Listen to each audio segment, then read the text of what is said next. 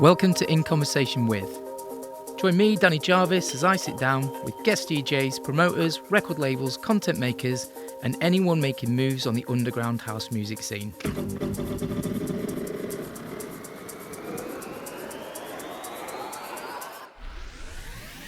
There's plenty of nostalgia, but there's also some key insights as to where the underground scene is today. So if you like what you hear, please hit the follow or subscribe button and leave us a review. Wherever you will listen to your podcasts, at the gym, in the car, or chilled at home, relax and enjoy In Conversation With. Guys, welcome to In Conversation With. Thanks for both giving up your time this evening to chat to me in our various, wherever we are, in our rooms. Gareth, it's nice to meet you, and Steve, yourself. Just to explain to the listeners, it's going to be a bit different tonight with two of you guys. It's the first time we've done that with three people in the chat, so the listeners can enjoy probably a very rounded conversation here. So yeah, it's really nice to be on, Danny, and happy 4th birthday as well, by the way. Thank you. Yeah, Progressive House UK. Yeah. That is, I've been busy this month, and it's one of those things, as you guys all know, when you're trying to do one set of things, sometimes you can't do them both. And I've held off on the birthday kind of quote unquote celebrations because I've been organising mixes with people. I know that they're busy and doing stuff, and yeah, it's just been a bit of mayhem. But yeah, what a great way to start the conversation, because you guys, as we'll find out, have been in the scene a long time, so it's nice to have you on board. So Gareth, we'll maybe start with you. Tell us a little bit about your history, how you got into the scene. Yeah, sure, no worries. So I suppose for me, before I actually got into house music and clubbing, I was originally kind of into the Prodigy was my big thing as a kind of teenager. Someone handed me a tape with music for the generation scribbled on it. I listened to that, and I'd say it changed my life. So it's probably the most influential kind of piece of music or album that I've that's affected me. So I would have started kind of going to festivals and things first off, the likes of the Glastonburys and the V festivals and stuff like that back in the mid-90s. And then for house music and clubbing scene, I grew up in Southampton, so Slinky's down in the Opera House was my mecca. On the Friday nights, we would get a coach down, and we'd be there nearly every week. The late 90s, kind of 98, 99 sort of time, I reckon it was. And it was a great venue as well, because having the, being an opera house, and everything that comes with it, from the acoustics and the space and the decor and everything. But the whole setup there, you had the main house room, you had all the big DJs playing in there, and then the second room was a drum and bass room, so you could be out dancing to Nick Warren or someone like that in the main room, and then had enough of the house, let's go and watch a bit of Andy C or DJ Hype, roll to a bit of drum and bass, and then switch back. So it was a lovely contrast. Really liked that, and I'd be like that myself as well. I would, I do have a sort of drum and bass break side to me as well, a lot, as much as I love progressive house and the like. So that's where I kind of cut my teeth. We would have gone up to Fabric as well a lot back then, and then that kind of culminated in going off to do the Ibiza thing in 2000. We went out to do a worker season out there. And yeah, that really took things to another level of being kind of engaged in the scene and everything that comes with being in the Ibiza scene, particularly back then as well. Very fond memories of Space and that Space Terrace and DC-10, etc. So I would have come back from that summer with a small bag of vinyl as well, after going to the record shops and buying the tunes of the summer, etc. Got myself a pair of Newmarks, sort of run down direct drives, first decks I could get my hands on just to play the records. That's when I would have really started my first kind of venturing into DJing. I ended up going back out to Ibiza the second year then in 2001 for another stint at that. And by that stage, I was hooked on it. I mean, I was at that point nothing more than a clubber and a raver, to be honest. But I just, as many of us who do DJing, you just find like this missing piece of a jigsaw that in your world that you just fall in love with. And I'd spend hours and hours in the bedroom there, just the same bag of records, but every mix would be different, because you could just find different ways of putting essentially the same records you had together and everything like that. And I never saw myself as getting into DJing, to be honest, in the first kind of initial years of clubbing. But I get like it sort of found me, I suppose, in a way. I wasn't that technically great to begin with, but I did have and this would have come from more experienced kind of DJs who told me this, friends and that they noticed that I had a way of kind of attempting mixes. Like they were out of my range at that point and skill set, but they could see the ideas that I was trying to pin in certain transitions or put in certain styles together, rather than just going straight down a certain genre and just playing that one style. So that kind of encouraged me to stick with it. So we did it for a few years, and then at this point now I was living in Plymouth, so down in Devon. There wasn't a huge amount of clubs at that stage, but the space that we had, we could do outdoor parties. We had the Hoe there as well, so we would have done boat parties as well from time to time. And yeah, very kind of small local scale it was at that point. I went off traveling in the mid noughties then, was away for a couple of years, came back, ended up having kids, and kind of thought everything passed me by that stage. I thought I've had my moment in the sun.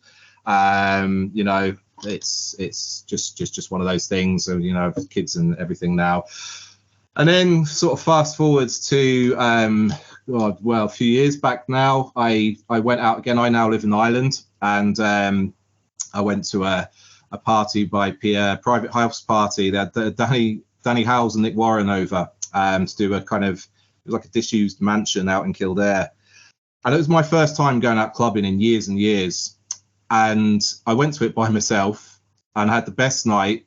And I was so engaged with the crowd, people like our own kind of age who were also kind of getting back into the whole scene. And it made me realize that not only the scene was still there, but I mean, this would have been like late 2017. And the music was really good as well. I mean, a lot of you who've been in it the whole time would testify to that there was a real kind of, the quality just got better, people were saying, and there was a lot of good music being made, lots of great artists coming out. So it was like history repeated itself. I kind of got back into going out again, and then I started DJing at the beginning of lockdown, because I had a pair of digital decks. I'd only ever used vinyl in my life. So I was trying to think, right, how do I use this tractor controller? So I got it out, dusted it off, started DJing again, realized that, do you know what, I actually love it more than I ever did. And started doing some mixes, putting them out there by myself. Then got residency on Stereo Sounds. That kind of got me out there regularly on a monthly basis. And it was also a sort of culmination of meeting a lot of people as well at ADE in 2019. That was kind of just what was total liftoff, and it's where I met Steve as well for the first time.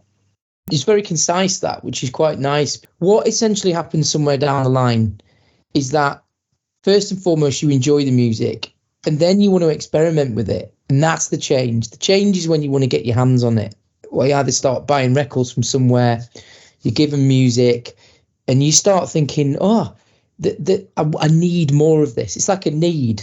And the difference when you start to buy decks and invest not only your money and your time is that by and large you are creating you know, it is much more difficult back in the day to create stuff when you're on vinyl, because like you said, you've got a sort of mixed bag of records. You're trying and you are practicing. You don't play a set, you practice, and then you might want to record it, then you sort of play a set. But up to that point, it's just experimental. And everybody, I think, you know, would probably have a similar story to you, where clubbing runs alongside your growing abilities or your growing passion for it. Because at the time, the explosion you were talking about there, the sort of latter 90s, everything had exploded. It was much more normal. Clubbing was very, very wide scape, but still then not everybody DJ'd. So I guess with Southampton, my wife's from Southampton, you know, Slinky was a known place. They did seem to have good stuff down there. You did have a good springboard. You know, there are people in more provincial towns that really don't have a lot. They really do have to travel somewhere else. But you had it pretty local. I'm going to pivot to Steve now, because Steve, I detected a Midlands accent there. So I know your story is going to be a little bit different. Tell us a little bit about yourself. Yeah, well, firstly, thanks for having us on again, Danny. Absolutely. Much appreciated there. And so basically my kind of little story started music-wise. I was playing some guitar in a garage band in just after I left school. Kind of, we were rubbish, so we kind of gave that up. But it was around about 99 when electronic music, about 18, got into electronic music. Listening to the Essential Selection on Radio 1, 7 till 9, I think, Friday nights, big tongue, you know, just really enjoying that, but didn't really know anyone. Friends, they're all like indie people and everything, until a year or two later, when one of my friends actually met some friends with work who were going to Passion and things like that, and God's Kitchen. My actual first clubbing experience, I think, was 2000, Gate Crash at the NEC. The likes of Scott Bond and people like that, and Just Jules, and then I went to a night of Passion. I absolutely loved it with Armin van Buuren. I really liked his style at the time, not so much these days, but you know, it was a kind of really kind of deep progressive stuff going on with the occasional, you know, banging trance tune. But yeah, really into Armin van Buuren at this time, like trance, because it was really an era of trance, wasn't it, from late 90s onwards. And then I mean, just after around about that, I was like 21, I think. It was borrowed a set of belt drive decks off a friend that didn't really work very well. Kind of had them on the floor. I had a little tiny flat, and I could fit them on the living room floor. That was it. My flat was so small at the time. I was like 19, some parties, and I was trying to do some mixing on these decks, and I was like, everybody was saying, you know, what's that? What are you doing? But I was still trying. I was dedicated. I didn't care whether how good or bad it was. And actually, in Cannock, where I live, they used to do a DJ competition, and they had a vinyl DJ comp. So I went along, and that was the only time I've ever played vinyl out. Is when I did this competition, and it was confidence. I didn't have a lot of confidence at the time. Just wanted to get out there though and just play, just, you know, have that experience, you know, in front of a small crowd. And, you know, obviously didn't win the competition, but just having that experience. Just after that, I bought some CDJs then. I wanted to go a bit more, well, just step it up and get a bit more serious, you know, locking myself in the bedroom, and like many people do, and just kind of just trying to work out how to mix on CDJs. And I think, you know, there must be a formula. It's digital, so I must know how to do this. So yeah, and just kept buying tunes. You know, Beatport was started kicking off around then 2004, and yeah, just was going clubbing at Passion, God's Kitchen. I mean, back to Armin again, but he was doing his. He was resident there every month. I think still then God's Kitchen was open every week. Believe it or not, yeah. I mean, well, we can believe it, can't we? Because we're that age where, you know, venues were open every week, and I think Gatecrusher and Cream and God's was open every week at that time. And then in around 2007, I started my production journey. Well, the first part of it anyway. I bought Logic 7, Logic Pro 7, and it was very obviously just got it and just wanted to.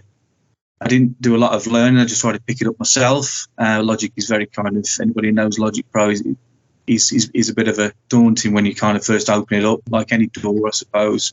And you just kind of trying to speak to people, just trying to get some tips on how to get started, really. And I think then I got to about 2008, and then we were 28, 29 at the time. Me and my friend were hosting some nights, some club nights in Cannock and surrounding areas, and we were getting a bit of experience playing out.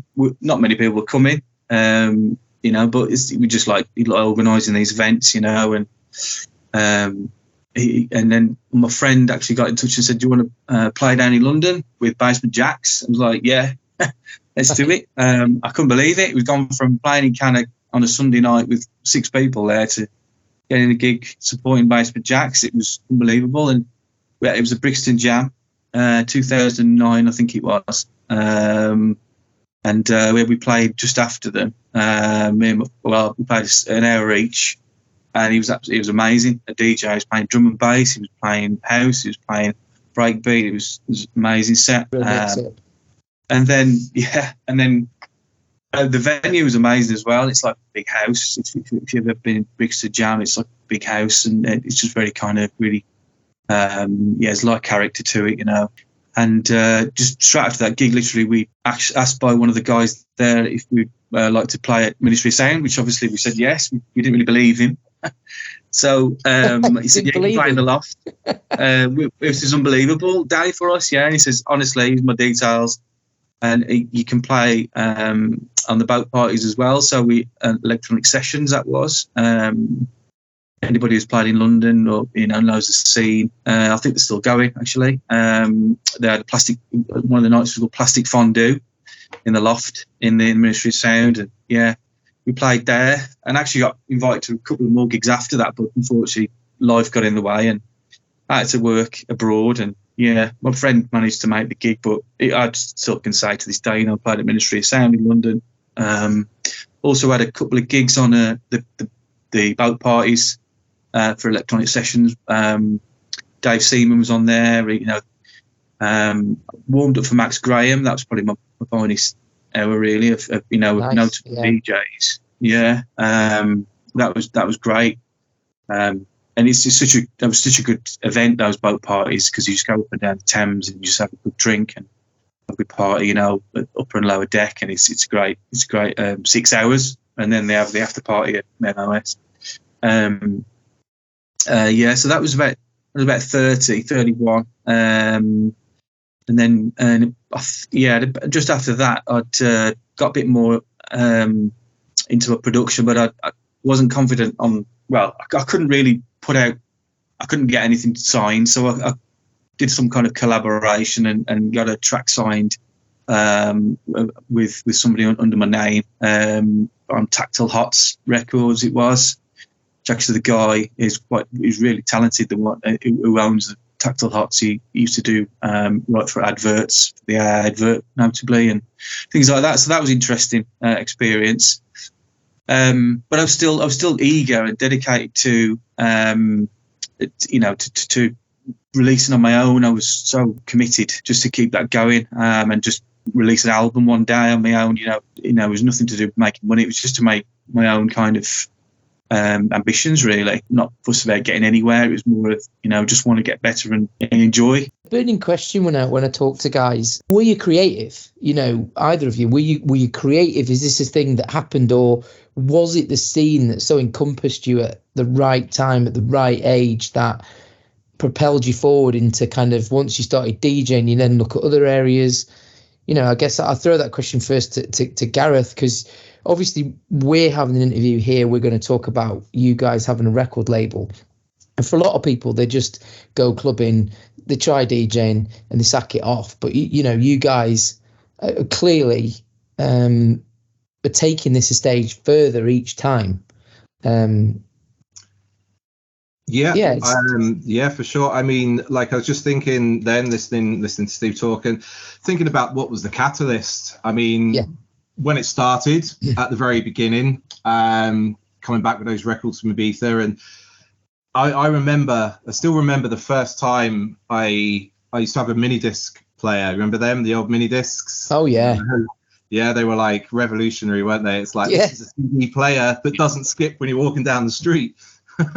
But I remember I would record onto that, and then I would go for a walk after and listen back to my mix, and it was half a train wreck back or something like that. But then I remember hearing the first time I ever did a really solid mix, like in the mix. I remember I was scared to touch it. Like I was scared to touch the decks for fear of ruining it, And I still remember now it was Steve Lawler Rising and Chemical Brothers, It Began in Africa. So two quite tribal tunes on top of each other, and that moment, that was the hook for me back then. Clicked. That's when it clicked. So then I was like, right, I'm going to do this. I'm going to get better decks. So I got Technics and started exploring much more. I mean, it was progressive house was a massive influence then as well. But then a friend introduced me to logical progression and the Good Looking Record side of the Bookham kind of drum and bass stuff, which I was absolutely hooked on as well. So that allowed me to kind of start getting into different style of mixing altogether, so I do remember that being a major catalyst. Was dabbling on Cubase, and I think it was Reason 2.5, had a cracked version of. So I was like, I'm quite interested in this. Not particularly good at it because I don't have any musical background or any kind of musical training or theory, but the ideas and the will and the creativity was there, and it always was there. But I didn't really kind of take it to, I was more just dabbling at the time. But if I then think of where things are now, like, I mean, I was away from completely out of the scene for well over 10 years, like just not listening to the music, unaware of it.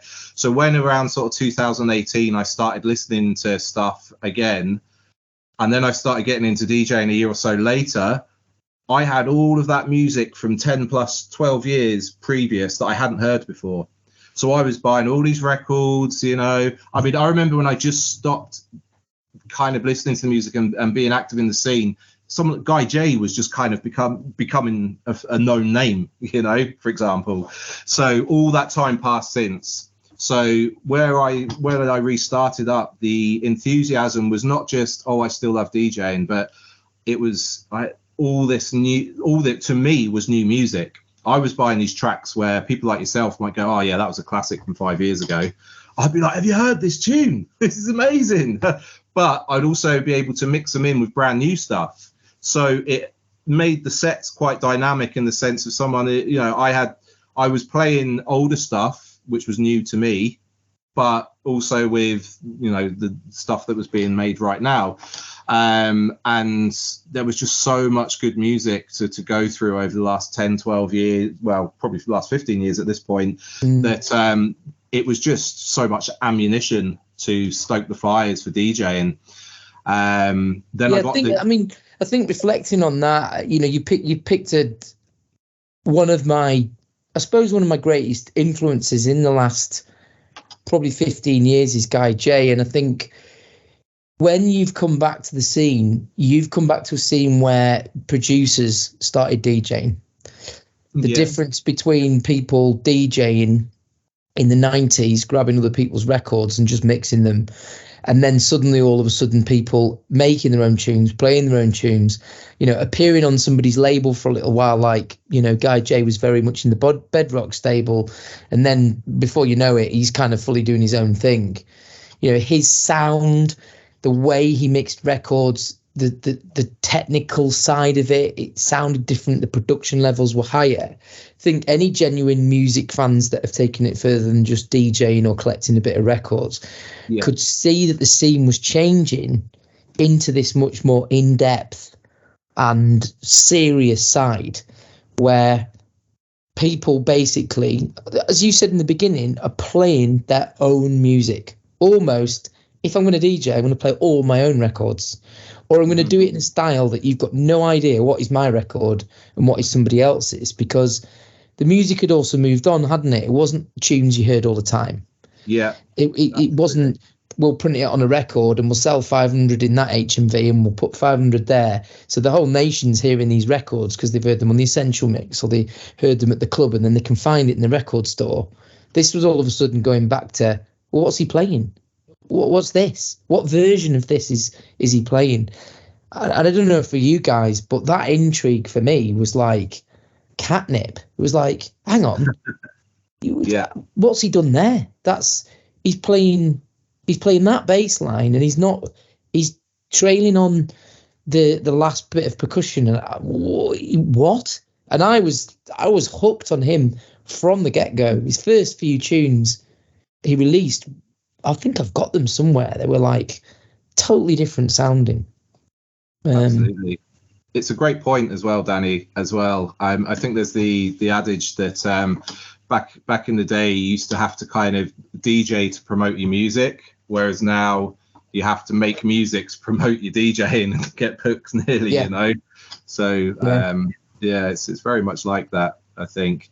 And obviously the technology has come on to a way where, I mean, I was really enjoyed your last podcast with Gav there, and could relate to so much that you guys were talking about there in that particular episode. But like the technology allows so much of that kind of stuff to be done now. It creatively, there's no boundaries nearly, I suppose. There is a lovely kind of notion and feeling of mixing on vinyl and being committed to the mix once that's in, you know.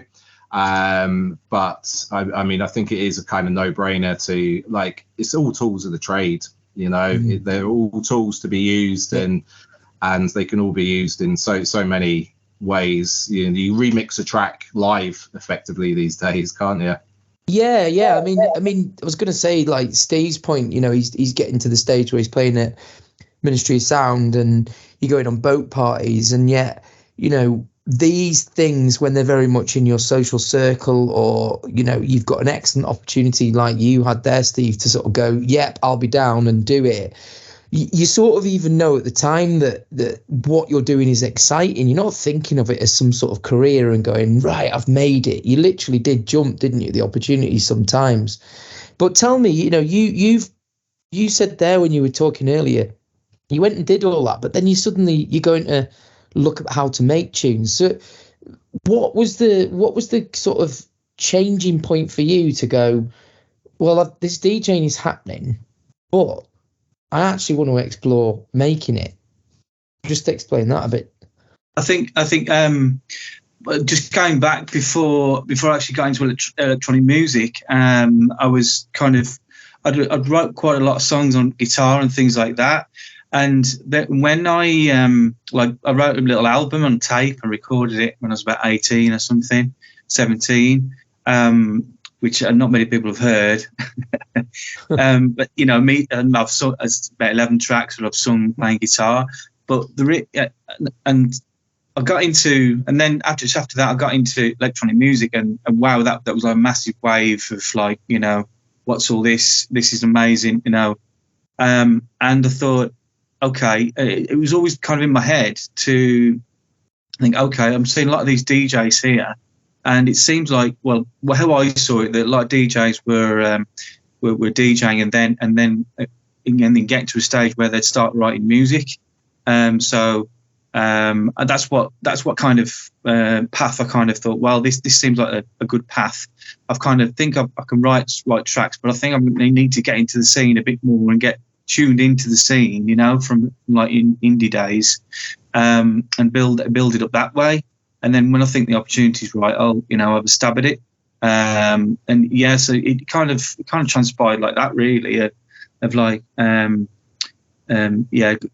just learning as much DJing as possible, and learning how tracks are structured and the vibe, you know, what the music gives off, and then kind of going, after I've got the experience under my belt of listening to DJ sets and electronic music, the patterns and melodies are formed and progressions, and then I think I thought, well, yeah, I'm a fair level now to kind of get into production. So that's kind of how I looked at it. I was always thinking I'm always going to get into production, I think I've got something there what I can offer. Just what I've learned on playing on a guitar, and learning Oasis songs, when I was 15. That's how I kind of use that a bit of confidence, more confident than kind of DJing, to be honest. DJing was like a night out for me, like a great time to have a social event and go to London, the day for the night and do all this. But I thought it's more of a confidence thing as well. It's like thinking, well, I'm not going to get that far into DJing. It takes up a lot of your time. And I had almost a child on the way and things like that. I thought, to be a DJ, where you're going to make money and stuff like that, you kind of need to just chuck your whole life into it. So I thought, well, production is something where you can just be at home and just kind of really kind of, excel at home, if you like, rather than, having to go all out, trying to push yourself everywhere and to everyone. You can just please yourself at home and just really kind of focus on that, locking yourself in. So it's kind of, it's still what I'm doing now, really. Yeah, just still locking myself in these days and taking myself, on a music journey, whatever mood I'm in. So yeah, that's how it kind of patterned out for me. Now I'm 42. I mean, I guess the obvious question here, listening to both of your different accounts of where you've come from, 100% both music enthusiasts, slightly the same path at some point and then slightly different. For guys listening to this podcast who don't know you two, this really naturally leads us on to the bit where somehow in all this different stuff, living in two completely different places, you two have somehow met. Tell us a little bit about that. I mean, it's very taken for granted these days that people can meet on social media, but actually that's not how most people meet. So how did you guys actually meet?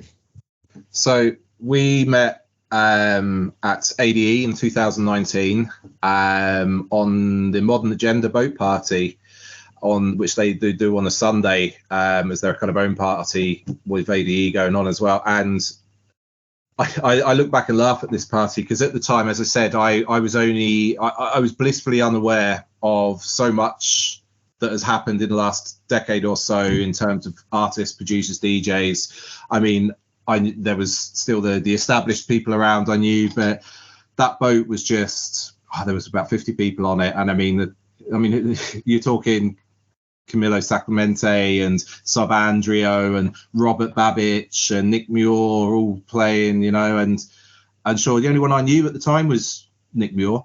So this is how kind of out of it I was at the time. But I met Steve there, and I met lots of people. I met Lindsay Whitwam there.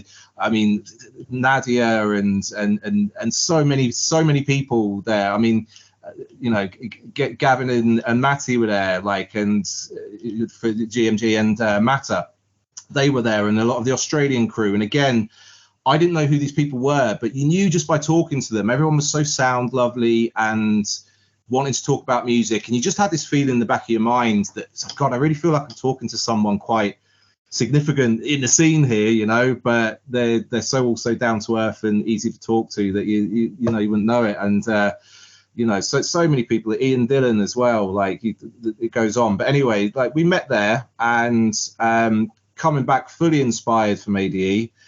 Everyone stayed in touch, as we do. Everyone seemed to be kind of throwing themselves into whatever music they're doing, their DJing, their production, and everyone seemed to really be growing in their own little way, and we all stayed in touch.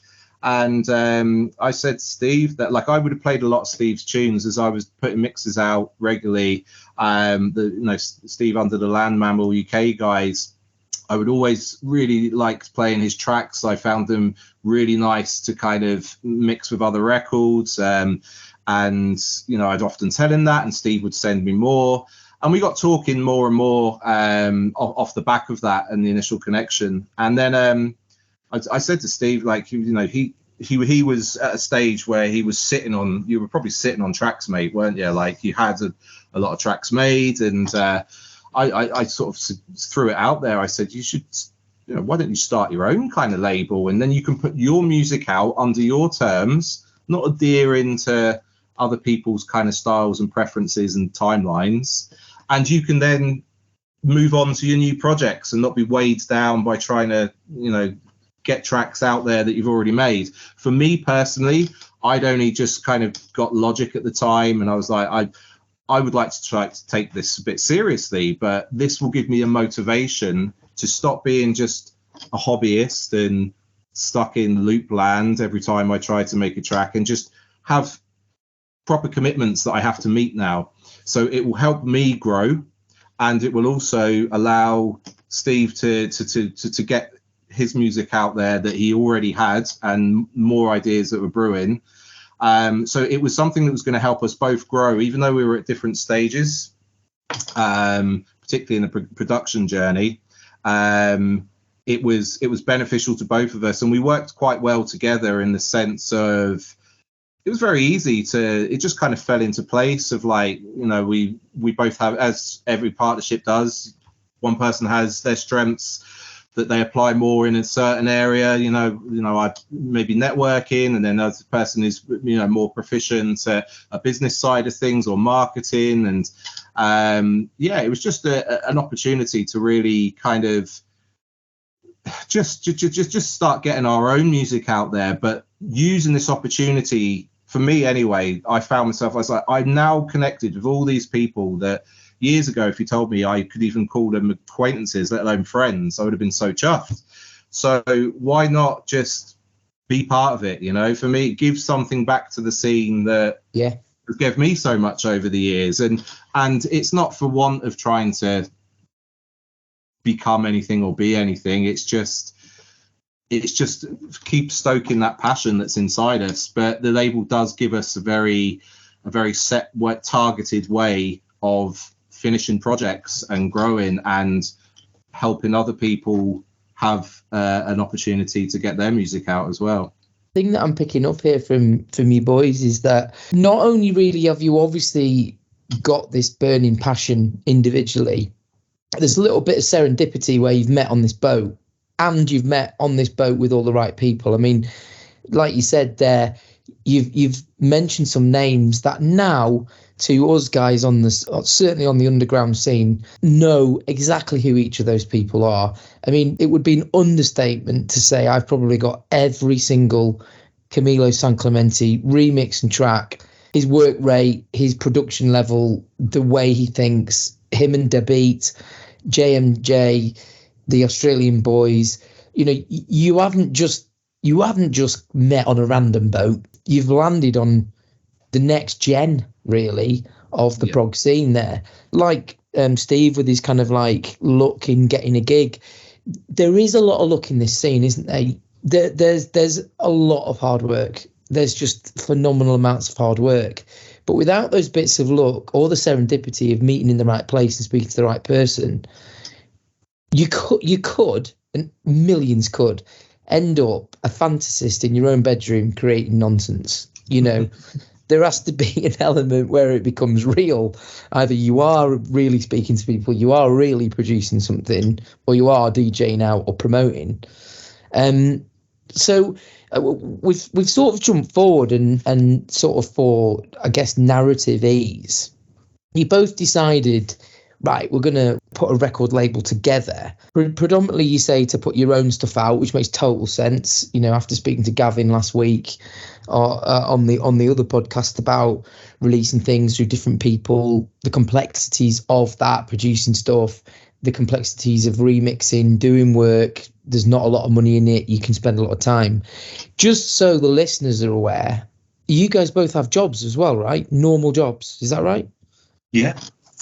Go on, Steve.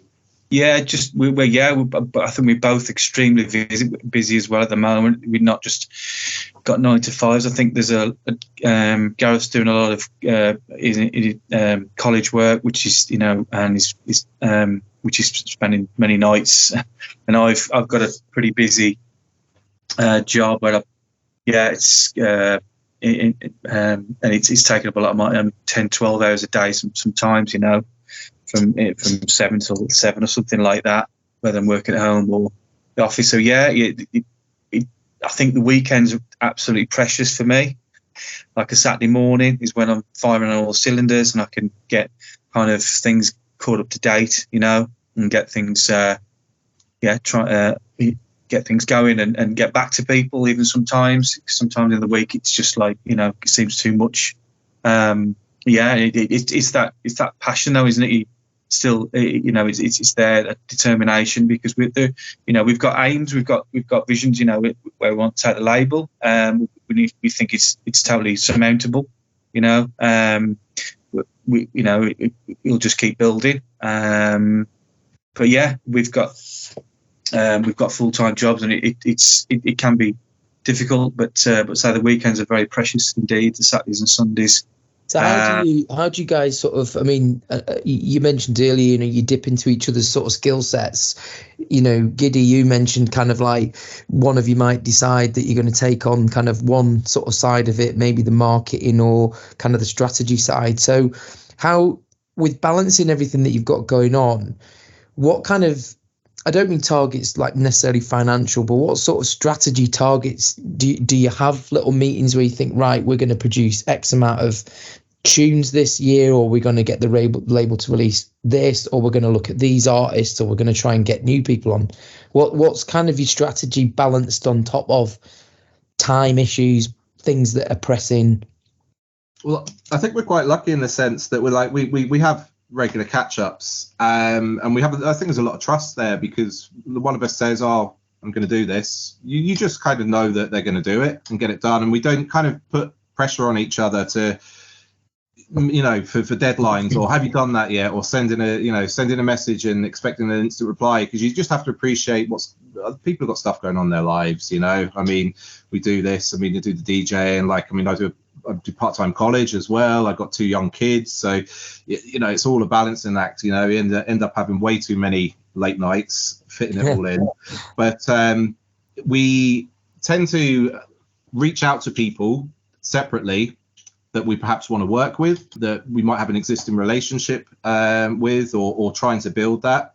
Even the sense of listening to tracks that come in to consider, like we were talking about this the other day, how if one of us says, yeah, it's kind of all right if you want to listen, then I'm kind of not really interested that much already, because if you're not excited about it, then it's going to be quite likely that I'm not going to be that excited about it as well. Whereas if someone said you need to listen to this track now, then it's like, stop the press and let's have a listen to this. But we kind of take on, we never really sat there and sort of designated certain roles. I think we just kind of gravitated towards where our natural selves and our natural skill sets as we do. It's just kind of about, like, a great thing about doing this as well is it really gives you a reason to properly engage with the people that we know, other than just the general social side of it. It's fantastic to actually be able to really talk shop, for example, with either someone who's very established in the scene, people we know, or people that are trying to get their music out there, but they're at the point of nearly giving up, and then through a conversation you can go, do you know what, send it to us, let's have a look, let's bring that track to life, let's get it out there. And one of the visions we have for the label is, it's great to have established kind of named artists on there, which everyone strives for, but there's so much more of a sense of satisfaction, and if you get someone unknown or someone who just hasn't had their break out there, that's where we'd really like to kind of focus a good bit of effort in, is discovering new talent, because it's a saturated market. There's lots of established labels, and there's lots of people who kind of work in certain niches and circles. So yeah, I guess it's kind of grown very organically over between us. Yeah, I think one of the things that I quite liked that you said is something that I'm finding working with Richard, Richard Trout, who, not only a similar sort of background to Steve, actually, when we did his podcast together. I've known Richard a few years now, but didn't know really the full extent of his story. And he'd been in a band for like 20 years, and there's different sides of a person's personality that can handle different things at a different time and got a different take on it. Even though that what you're doing is a joint project, you're right, your skills and strengths kind of work together.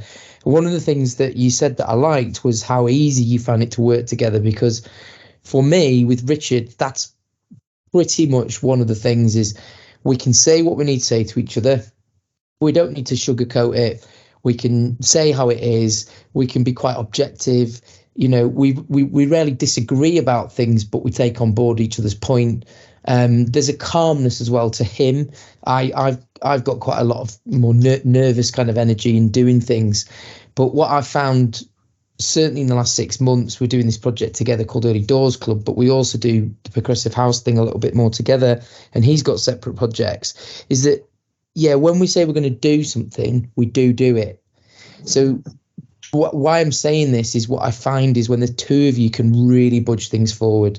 Because if you are working independently but then together, what you find is you're galloping ground quicker. And you also get to share your problems together, right? It's not all doom and gloom. You have a bit of crack, you have a bit of a laugh, and you go away, you have your separate lives, and it is like it's an odd sort of marriage, really, of two people, because you're dedicating time to each other. It's like I've got to go and have this call, and you go upstairs to your room, and you talk about things to each other. So it's really nice to hear this, because conversely for Gav, a lot of stuff that he's dealing with is in his own head. He's moving pieces. He too's got a partner. I think it's Andy Waldron, albeit in another country. And what I'm finding is that when there's two of you, it's a better space for your mental health, for being realistic, perhaps financially as well, because there's not as much burden to try and make everything happen. One of you might be struggling with certain things, the other one can take it on. So it's no surprise, and it's nice to hear you both working in this way, and how naturally it came about. I mean, I guess you've mentioned a few things there that I'll pick up on. Things like trying to get people to the next stage, perhaps in their careers, or maybe getting things that you think is right for the label sound. Talk to me a little bit about kind of where you see your sound, because you've both mentioned quite a few different influences there, be it drum and, I mean, I was a massive Buchan fan, massive LTJ Buchan fan, still am. There's a lot of elements of drum and bass or that type that I hear pieces of in my progressive styles. I borrow and beg and mix different sounds together. When you own a label, how do you try and keep it fresh, keep the sound moving forward, quote unquote, like Bedrock has a sound, Lost and Found has a sound, All Day I Dream? How do you guys work on saying, right, this is us, but we do still want to borrow from different aspects, I guess? I think it's you can hear a track and you can instantly make a decision on whether you like it or not, and it there isn't really any preconceived ideas really on music. It's our kind of strategy, if you like, towards music. It is just is a kind of a wide spectrum, really. We've got like this. I talk about like this 80% threshold where, is it kind of their production wise? Is it got the artist? Has it got the criteria, like a criteria, if you like, that you sort of judge it against? Yeah, but it comes to like, do you instantly like it? Do you have to keep listening to it, or the things that and I don't like really going back to an artist and saying, can you change this or change that? I only think I've done it once, and it was something that was very obvious to me and Giddy, to be honest. And because we don't the artists have put a lot of hours, into creating their own music, and if they could just say, well, if I don't like it, if we don't like it, then he can take his music, to somewhere where that they will appreciate it for him. I wouldn't want to ask an artist to change their track too much or anything like that. We try and work with them, and yeah, I mean, releases wise, we mainly there's progressive house with that sound, house, progressive house, and more of an ambient style where we and breaks kind of sounds. Well, we release on an album, and we release a compilation album with prog house as well, once a year, which we may get to later on. But yeah, we're not really sticking to any genres. I mean, it's you look at large labels these days, perhaps Anjuna Deep or something like that. They've really expanded from a progressive house label in the late noughties. They were very progressive house based, and then they kind of evolved into what they are now. With a lot of electronica going on, and we kind of we looked at that model a little bit and thought, well, yeah, that's just the way our minds go as well, without any preconceived ideas. Can I ask a question about that? This may be just like industry sort of grapevine or whatever, but I remember when I was talking to somebody a while ago about Anjuna Deep, they told me that the reason that the records sound so similar is they almost have an engineer house. So you produce a track and I would send it in, they would polish it off. Is that correct? Yes, I know that they used to. Well, I know they used. I was told about 3 or 4 years ago that you'd send a track to Anjuna, if they like it, then they would ask not just to master it, but they would mix it down as well, and then they'd master it. So they'd have some of their own studio with 1 or 2 people who'd be doing this, so it's consistent. I know an artist who I used to get along with. I don't see him much these days, and he was telling me that that's what they said. We need all of your stems, because we basically master all the tracks together. Rather than just one track. So that but I spoke to Marsh, and he actually did his own mastering. So I think there's a bit of confliction in what's happening these days, but I know it did used to happen. Yeah. I think when the label started, I would argue, because I do remember it sort of becoming more of a force in the kind of sound. Certainly they were one of the first to kind of really catch on to putting stuff onto YouTube, and I think that's how I majorly discovered a lot of their music, is because they were putting a lot of stuff on YouTube. And my ears have always obviously been pricked up to sound. I'm similar to you guys, and we've talked about this with the DJs, where you give me like literally a couple of seconds of a track and I can just say no. Yeah, no, yeah, no. It's very rare that I would hear something and then my brain would say, just go back to that and listen to that again. It's almost like you say, there's a criteria in my head, in my ears, that can hear what I want to hear. And sometimes that's maybe brought on by I'm thinking of a sound. If I'm going to create a mix or I'm going to play somewhere, I'm thinking of a sound that I want to design for that venue or that listener, and that might probably sway what I'm looking for. But when things like Anjuna Deep came, and I was just switched on straight away to going, all sounds the same. And I guess with record labels, when you think of record labels, traditionally a record label would be something you'd think more about, like pop or rock music, and they would get these very different bands, and the bands would sound completely different. When you think of record labels, Stock, Aitken and Waterman, all their music sounded the same. The artist was different because all the music was being produced by them. And there's this little tiny gap, isn't there, where clearly the brand, what somebody wants from their label / business, it's very much about a formula. We need a formula. big businesses use formulas to get things perfect in a box. You need a formula. You know, I've worked for massive brands, and it's all about that brand. Does this sound represent our brand? So I guess for you, I mean, the question is obvious. As an independent record label, how important, you've mentioned it a little bit there, how important is it to you that when an artist comes on board, they have control over what they've produced? You know, do you just give them advice, or would you say, look, let's work together on this to make this the best track we can and make it sound the best it can? Yeah, 100%.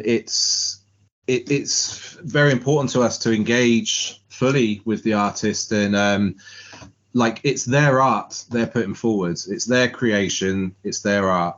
And like, I know from talking to various people who've had lots of releases on lots of labels, and it's surprising to hear about the amount of hoops that they've asked to jump through to get their work out, effectively sounding like they're actually asking the artist to do all the work you don't really expect the label to be doing, if not hugely assisting with. To the point where, you know, I would have these conversations, and the other person involved would be like, my God, why am I doing this? You know, why am I bending over backwards, doing this, changing that, saying that? Like, it's sad to see, because, you know, I suppose it's the nature of the beast. You know, if big established labels, they can play to their own tune to some extent, quite a big extent probably. For us though, it's about engaging with the artist, nurturing their work, making sure that they're happy with the way that we're going to put it out, and like, it was like, even had it said to me that someone was surprised that I was even discussing with them about putting their track on a different release to the one we'd initially planned on putting it on, because we felt it would work much better on this other release, as did they when we discussed it with them. And they were like, it's quite refreshing to speak to someone who's really involving me in this decision-making process. And that, just to me anyway, shows that there's a lot of, you know, there's a lot of cutting the artist out of the process of their own material, in terms of how it is going to end up sounding, or how it's going to be released, or just being told to sit on it for months and months on end. And then when they get around to releasing it, I know for a fact that a lot of artists, they don't even want that to be put out anymore, because they've progressed. Yeah, they've got better. And they don't want to hear that track going out now, because they're at a better stage, or maybe they've gone down, you know, their taste has swung in a different direction or something like that, you know. So it's really, for us, really hugely important to fully engage with the artists that are going to release on the label, and that's just seems natural to us, to be honest. So do you guys tend to have like a steady stream of what in marketing I would call sort of leads, where people are contacting you, sending you stuff? You're also sort of going out and working with other people that perhaps you've heard stuff and think, yeah, we want them. How I guess what I'm trying to ask or trying to work out is the scope of how much stuff you're dealing with. You know, would you be spending a certain amount of time looking for new artists, or would you like close the door and go, right, we've got 10 people working with it, we need to work out where we're getting each of these people first? I work for an entertainment agency now. We've got 75 different individuals, and you know, you've got to manage them all and their workflow and promos for photographs and video shoots, and some of them are super busy, some of them aren't as busy as they want to be. And within that, they might be coming up to a point where they want to change their act a little bit, so they start to say, oh, what else could I do? And then you find you're consulting with them, you know. So when you've got this stable of artists, how do you manage them against maybe your better judgment of saying, if we don't keep our eye on the future and more people coming in, we could miss people? I guess that's the point. When do you say, right, we're full? Well, let me go back to the start. Really, I mean, the label was born in when was it? June last year.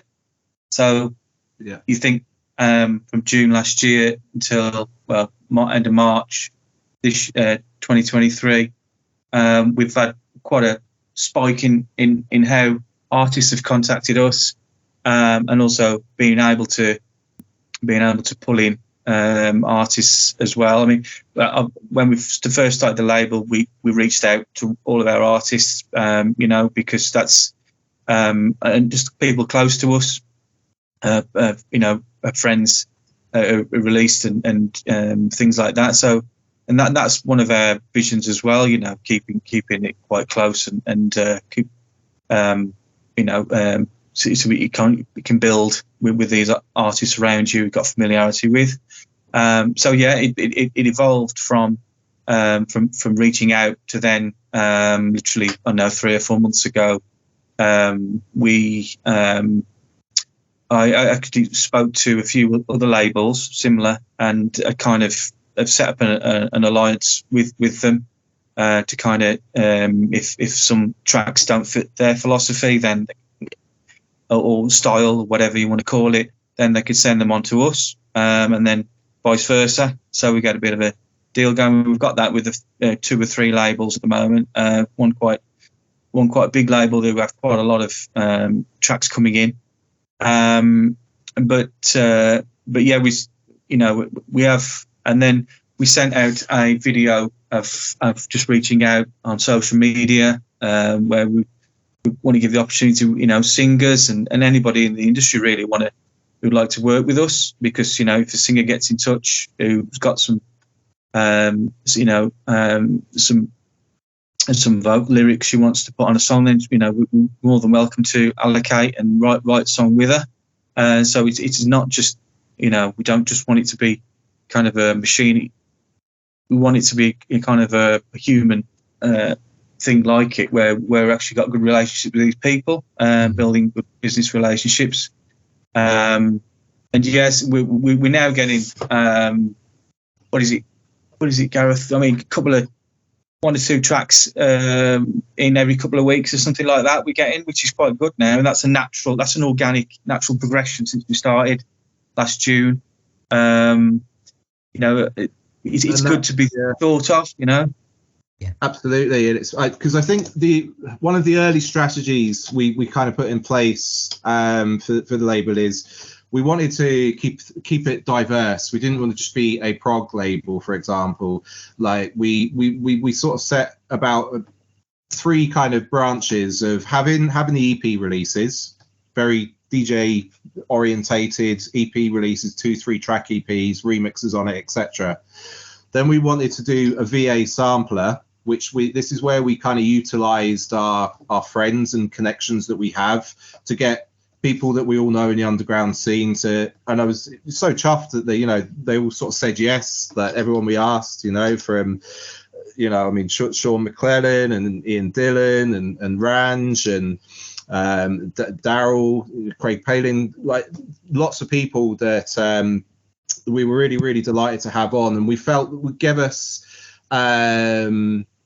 some credibility essentially as an emerging, like, who are these 2 lads starting a label, but at the same time we didn't want to rest on the laurels of just being like, because we now know producers, we can just get them to make tracks and release them.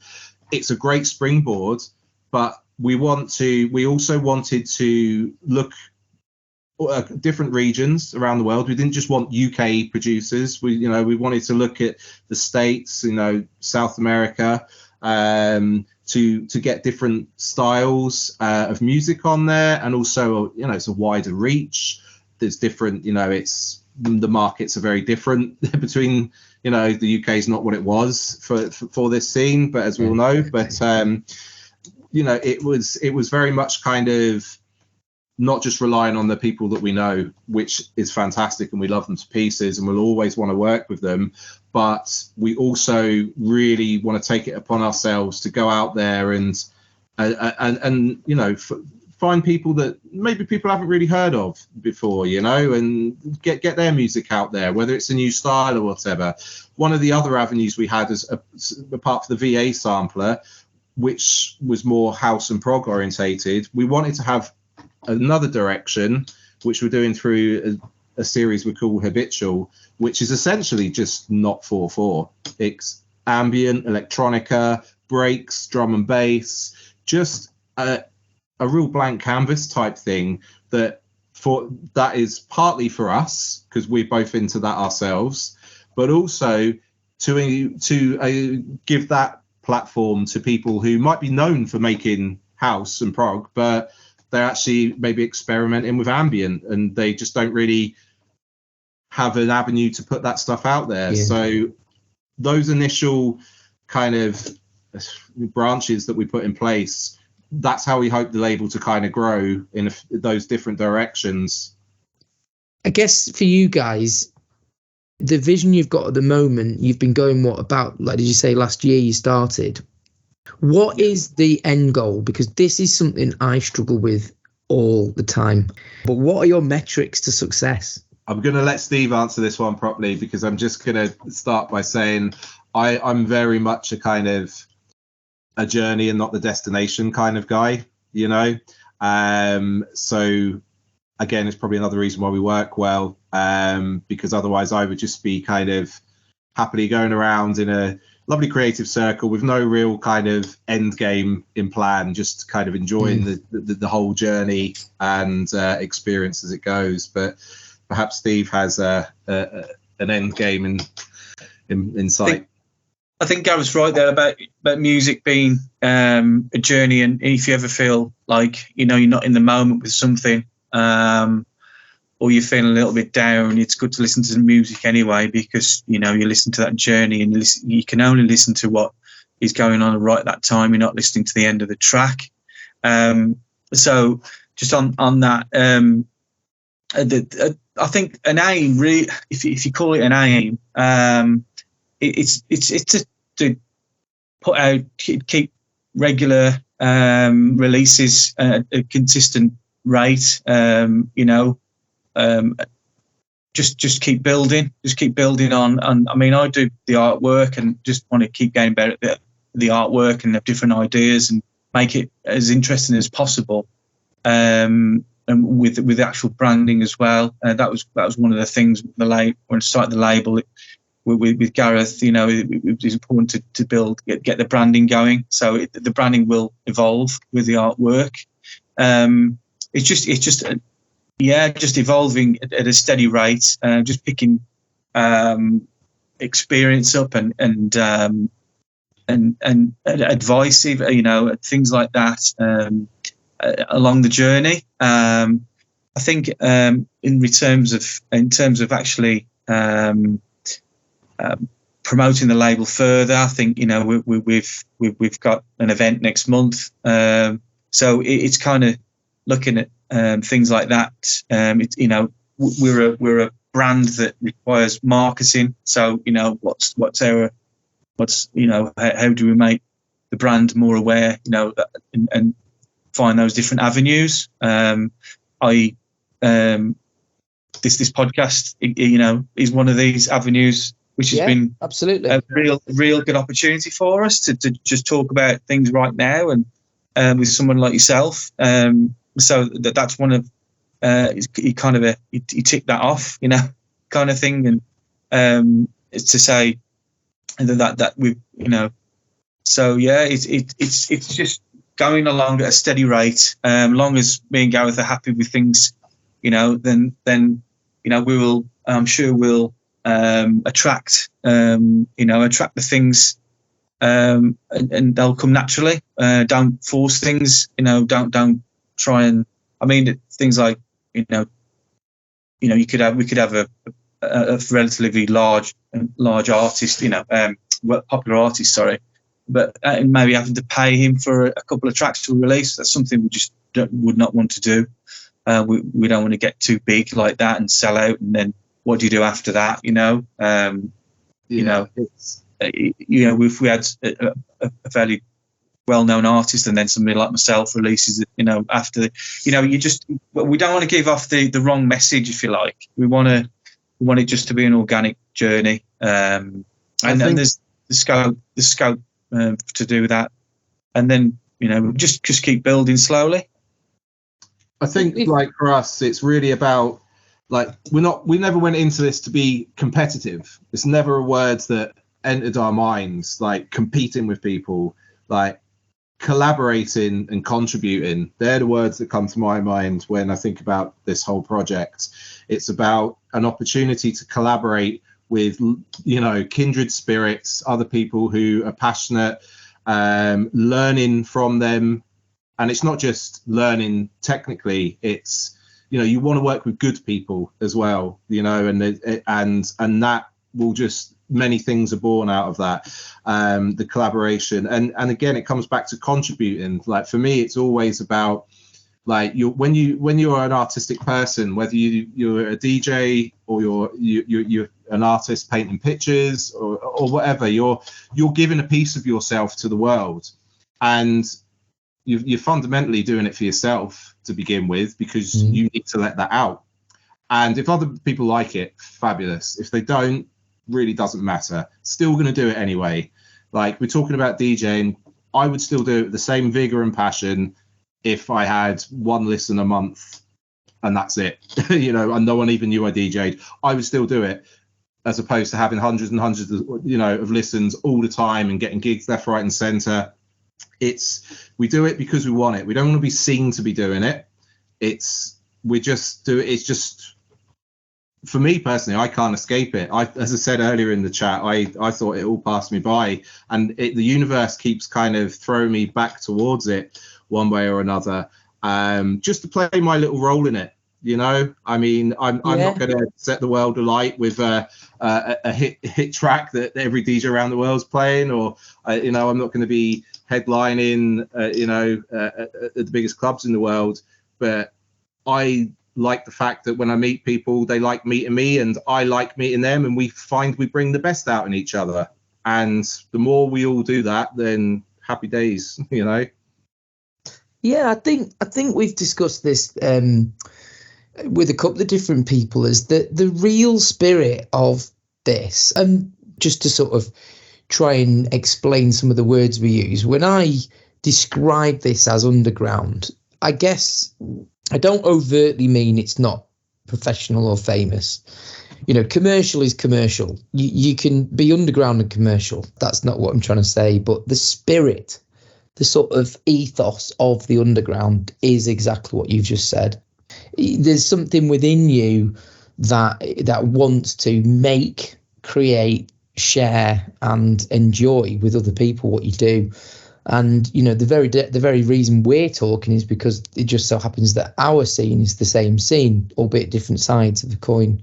Today I was coming home from work, thinking about this chat, thinking about a million things on the way home.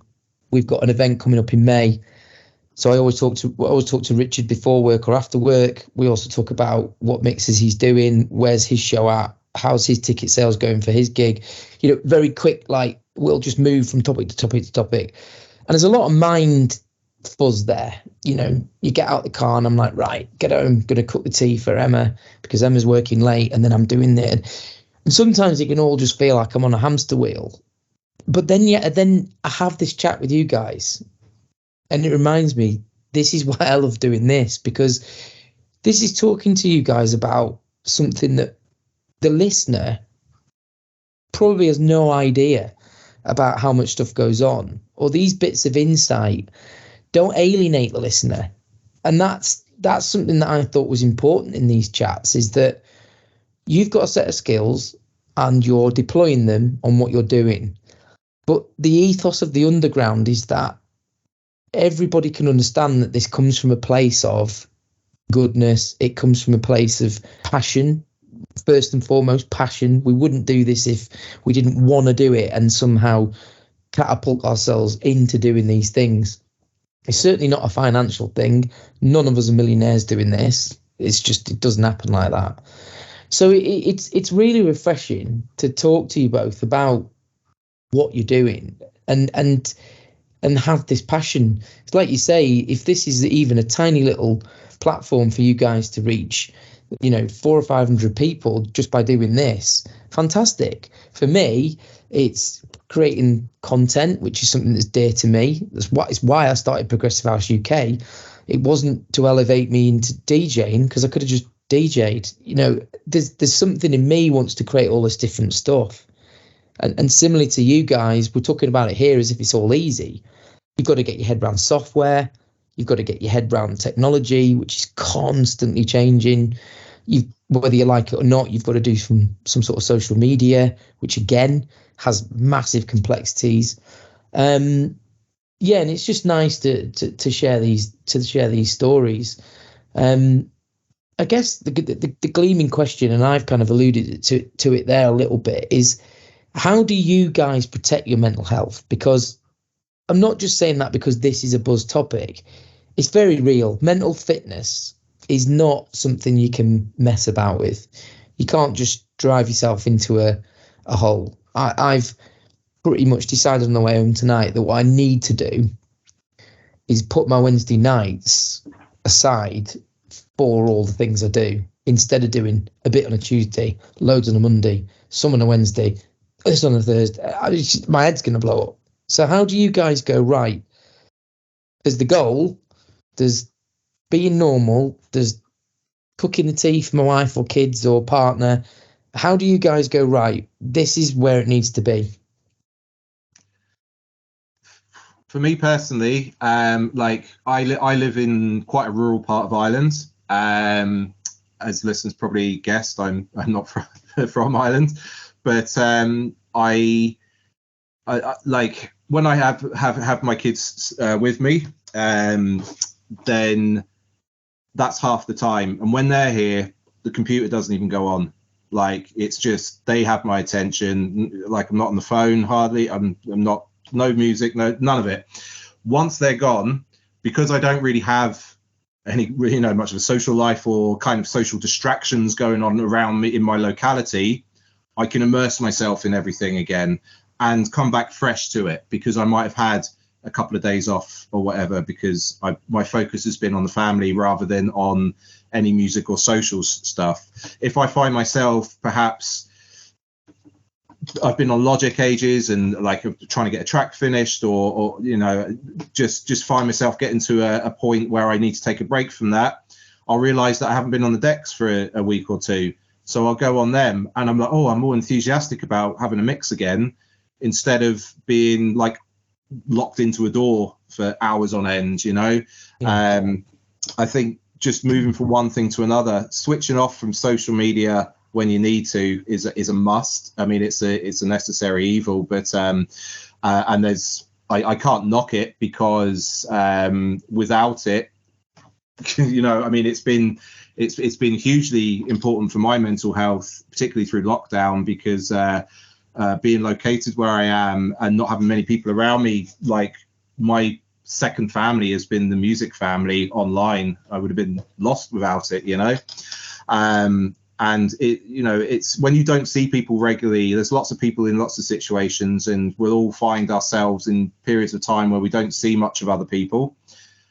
It's nice to remind yourself that out there you have all these amazing friends that, they're out there. Next time you see them and you're in their company, it will be like you saw them yesterday, and they're parked and they're waiting there for you. And it's important to remember they're still there. If you ever when you have the low moments where you do feel alone and everything like that, people are out there. But it is a balance, and if you're not careful, you can burn out completely. So yeah, I think for me it's very easy to kind of, when I have my kids staying with me, that's it. I can switch off from everything. So it's kind of easy on that aspect, I suppose, to have a yin and a yang lifestyle. What about yourself, Steve? Well, yeah, Gareth sounds like he can really manage that, but manage it well. But I mean, I find it difficult to switch off probably every day. To be honest, I don't really. I try, and if it gets too much, then I might switch off for a day. Social media or anything. but it's all about balance, isn't it? I think because I'm just so eager to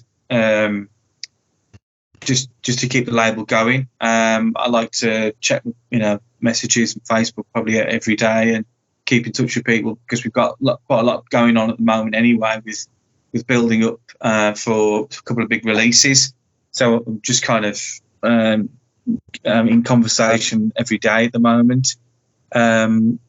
Probably, I'd say a Saturday is a good day where you have a bit of rest, and you haven't just been at work, and you then you've got to start thinking about what you're doing music wise, label wise, and everything. So Saturdays are good just to can have a good night's sleep on a Friday and a lie in and things like that, just simple things. But I also I try to keep myself quite fit and healthy, and eating and exercising and is really important. Very simple, but it's very important, which I try and cram in. So we get my balance that way, I think. It can be a bit of a drain for anybody in social media. So I do try and switch off a large part of the day, but I find it difficult to switch off. Because I just like to be involved so much, checking my emails and things like that. I've been doing a few remixes as well of late for other labels. So it's awareness, isn't it? It's just being aware, I guess. You both obviously, maybe Gareth to some greater extent, but you've both got an awareness, and I think that's what probably 4 or 5 years ago, until this became a more prevalent discussion, people weren't actually aware of what was going on, and then would hit a wall. So certainly for me, I've done a lot of work in the past in this area of very much the industry I've been in. The different jobs I've had have been quite full on. Worked for quite a lot of entrepreneurs, independent business owners. I've never been the big corporate guy, so I've worked for people who've demanded a lot, and also my own personality and drive is kind of like do it till I nearly die. My wife's a bit similar. She can literally run and run and run till she falls asleep, and she's like a machine. It's kind of dangerous when we're both like that, because we don't have kids, which is a huge game changer, but it can mean that you work more. It can mean that you discuss work more. It means that you do all this stuff. And certainly all these extracurricular things, I don't think I would have done so many things had she not had the understanding of maybe what drives me to do this. And I think that was part of that discussion in my head today was, getting time back with her is probably about me doing what you said, Giddy, about putting it into a bit more of a box. And actually Wednesday night could be better utilised if I actually was more focused on it. And certainly this chat obviously goes out on Progressive House UK, which helps that. I'm not as needy for putting out my own mixes as I was. Having a club night and promoting that I wouldn't say it's challenging. Richard and I are finding our way with it. We'll come to our second event. It's also a different slight style of music that I play, so it actually is quite interesting to find different music and play different music that's a little bit different than perhaps what I'd played in the past or played when I was just doing live streams or guest mixes. So I guess it's a mixture of being aware of time, keeping yourself interested, but not letting it consume you, because I'm certainly doing more now than I've done in a long time. But the Early Doors Club, the feeling I got in the DJ booth with Richard when he was playing and I was sort of doing the lights was joy. Like real joy. And I haven't had that in a while, where I've been I was bouncing next to him, jumping up and down. He was playing a Christoph tune, that music. And that tune in a club is just, it's everything. And at that moment, I was like, this is exactly the combination of all the things I do coming to fruition. A bit of a buzz. So guys, you mentioned there you've got this event coming up. Tell us a little bit about that before we close, because that sounds like something you want to tell people about. Yeah, so we are doing our first label event in Manchester at the Zombie Shack. So myself, Steve, and Dave Nico will be playing there, and we've got Nadia to come up from London to sort of headline the gig for us. Our good and great friend Nadia. Big shout out to you there, Nadia, if you're listening. She's a superb DJ. I met her on the ADE boat as well, and I didn't even know she was a DJ until I got back. And then I listened to her mixes, and I was like, she was actually a big inspiration into me dusting off those decks and getting them back out, because I was like, oh my god, that's not only my kind of tune selections, but the way she's putting them together. Like, yeah. So when you hear friends doing that, like, it really inspires you. So it was really chuffed that to get her to come up and play at the event with us. Yeah, so we'll be doing this Saturday night. It's we're doing it as a label showcase, and what we kind of intend to do is do them semi-frequently. It's not something we're looking to massively get into as a regular churning out events, a couple a year, maybe 2 or 3 tops a year, I'd imagine, but take it to a different location each time. Because one of the things that we were thinking with the label, it's nice to have, if you're going to have an artist signed to you, it's nice to be able to offer them some other alternative opportunities, like, hey, would you want to play at our event, because we're going to be near you next time we do one. So same as the radio show that we've just started up on Subcode last month, on Subcode Radio. We're doing our second shows this Sunday there, and we're using that as a Steve and Dave played last month. Me and Nadia are going to play on it this Sunday. It's kind of just like a Manchester warm-up, just to give a bit of exposure to people who might not be aware of us. It's obviously, yourself going into it, it's not easy to attract people out to come to these things, especially when we found out Nick Warren's going to play Joshua Brooks on the same night as us as well in Manchester. I'm going up to see him actually in the Skyline the next day at the Soundgarden in Glasgow. So that's the event in a few weeks, yeah. Yeah, so he's doing Joshua Brooks on Saturday, the same night as us in Manchester, and then Sunday is the Soundgarden event, which are always beautiful events to be at. So good.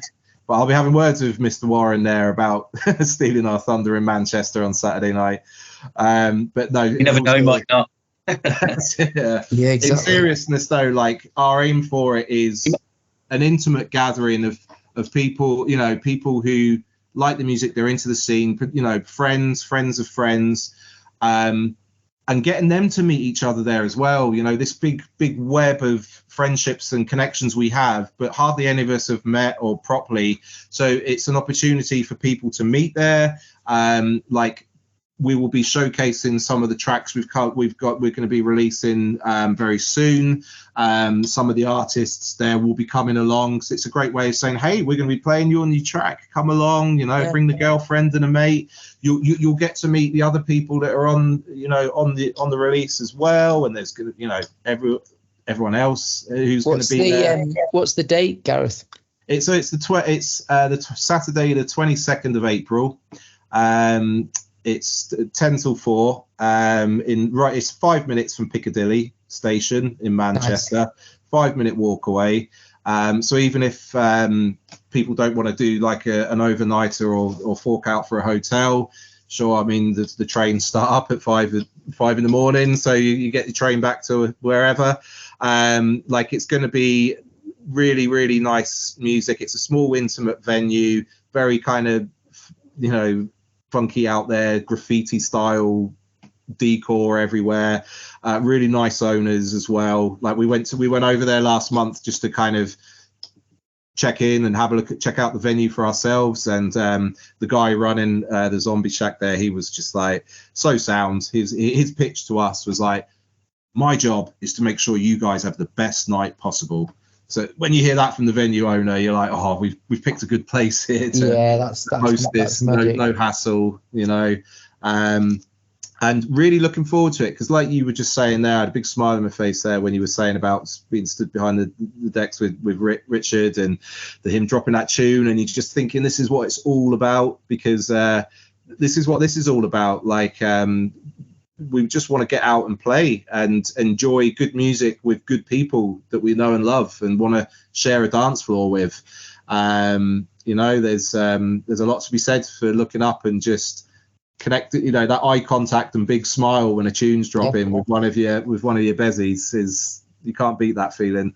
Yeah, absolutely right. You're absolutely right. Yeah, that's the thing, is that really, if you wheel this back to exactly where it started, you know, house music, house parties, the scene got unbelievably big and commercial.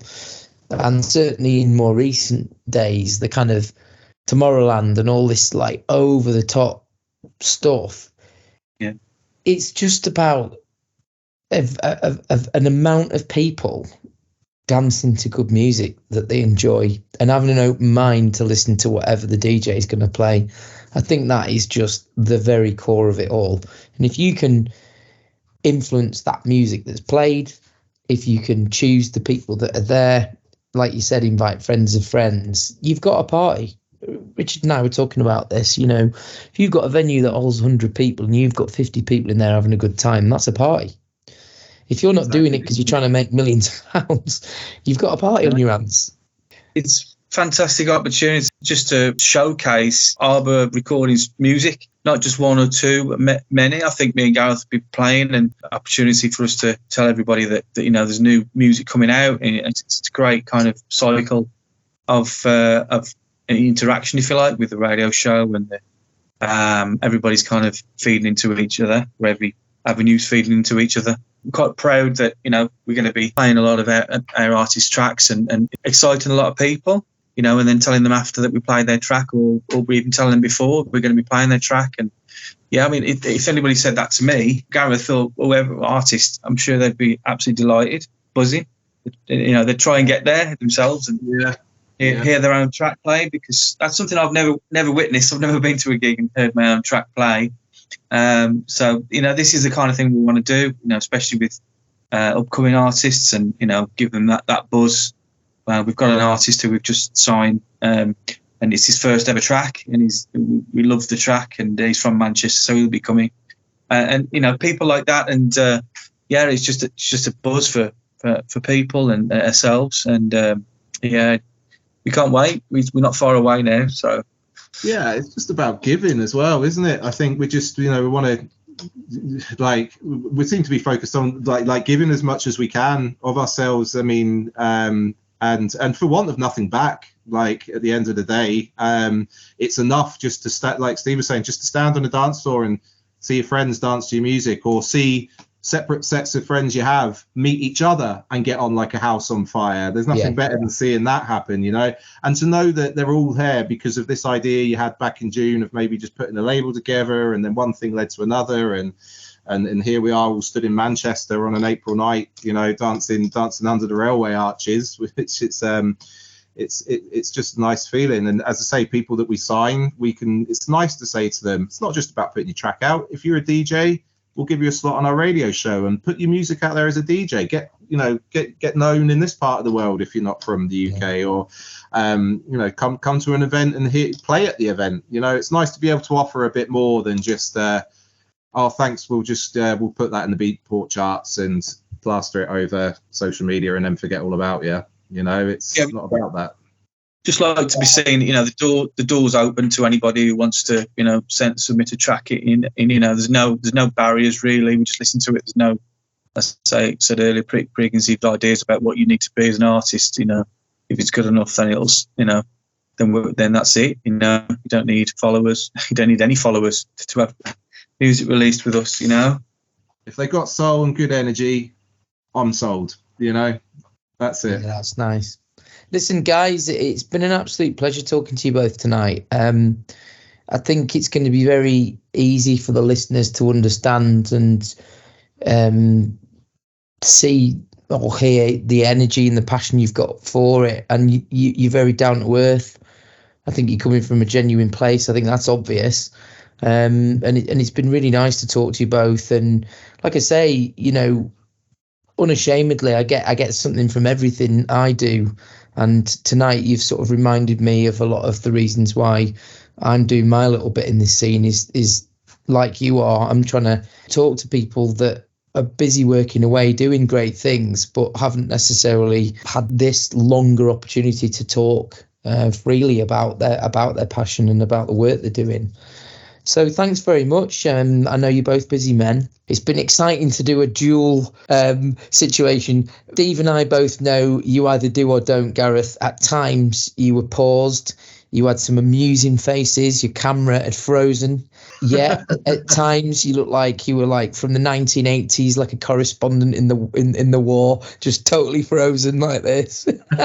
None of us knowing what's really happening behind there. But yeah, thanks again for joining me. And Thanks so much for having us on. I'm sure everybody's going to take a lot away from the podcast. So don't be strangers either. Do let us know, and certainly ping me either together or individually, and let me know how your event goes and what's going on. And Progressive House UK, believe it or not, is supposed to be a forum for you to be able to put things up about your gig. So send stuff through to us and get posting on there, because it's been a bit dormant on social media. I know a lot of things have changed with how algorithms work, and we used to be a lot more successful at reaching a lot more people on the platform, but there are still a lot of people read the content, they just don't like or make comments anymore like they used to. But please feel free to use it as a platform to share your event and let people know what you're doing. Yeah, thank you. It's been brilliant being on, Danny, and wish you all the best with this, because you're doing a fantastic job, and I've loved the conversations I've heard previously, and looking forward to the ones to come. So more power to you there, mate. Cool. Thanks again. Thanks very much, Danny. Brilliant. Thanks for having us on. It's been a pleasure for me and Gareth, and yeah, great opportunity. So good luck to you, with everything going forward for yourself. And best luck with your event and everything else. So yeah, thanks again.